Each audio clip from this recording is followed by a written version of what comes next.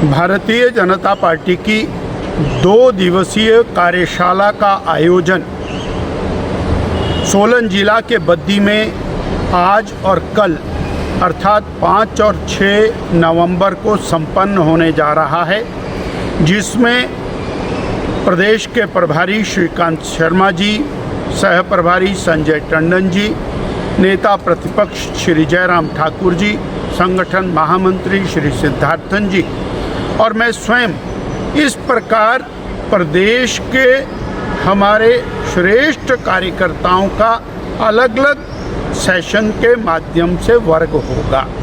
पहला वर्ग युवा मोर्चा, महिला मोर्चा, किसान मोर्चा, अनुसूचित मोर्चा, ट्राइबल मोर्चा, अल्पसंख्यक मोर्चा, इस प्रकार जो हमारे 7 मोर्चे हैं उन मोर्चों को चाक चौबंद करते हुए समाज के प्रत्येक वर्ग में भारतीय जनता पार्टी हमारा विचार उसका विस्तार करने की योजना को लेकर हमारा पहला सेशन संपन्न होगा।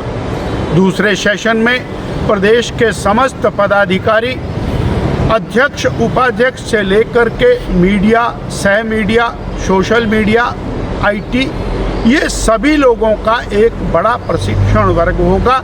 आने वाले समय में पार्टी को किस तरह से और चुनाव के लिए पूरी तरह चाक चौबंद किया जाए। और अगले कल 6 तारीख को हमारे अलग अलग जो प्रकोष्ठ हैं, जो विभिन्न प्रकार के वर्गों में समाज में काम करने के लिए बनाए गए हैं, उन सभी प्रकोष्ठों का एक विशिष्ट वर्ग होगा।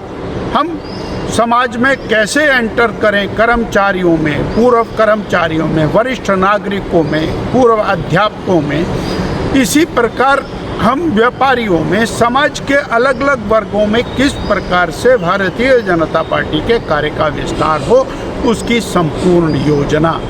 अर्थात यूँ कहा जाए कि ये 2 दिन की कार्यशाला के साथ आने वाले चुनाव के लिए हम टेक ऑफ की तैयारी के ऊपर आ गए हैं। हमारा बूथ लेवल से लेकर प्रदेश स्तर का संगठन वो पूरी तरह से चाक चौबंद हो चुका है। और ये यूं कि 3 साल पहले झूठ, फरेब और धोखे का एक आवरण ओढ़कर सत्ता में कांग्रेस पार्टी आई और 3 साल से उन्होंने बेरोजगार युवकों को, हमारी बहनों को, माताओं बुरी तरह से त्रस्त किया, ठगा। वो बेरोजगार युवा जिसको 1 लाख सरकारी नौकरी देने का वायदा, गारंटी इन्होंने पहली कैबिनेट में की थी, 5 लाख रोजगार देने की बात की थी, आज एक भी व्यक्ति को रोजगार नहीं मिला। 1.5 लाख पदों को समाप्त इन्होंने सरकारी क्षेत्रों में किया है और उसका कीर्तिमान स्थापित किया। संस्थानों को बंद करने का काम इस सरकार ने खूब जोर से किया, यानी रोजगार के अवसरों को पूरी तरह से समाप्त किया।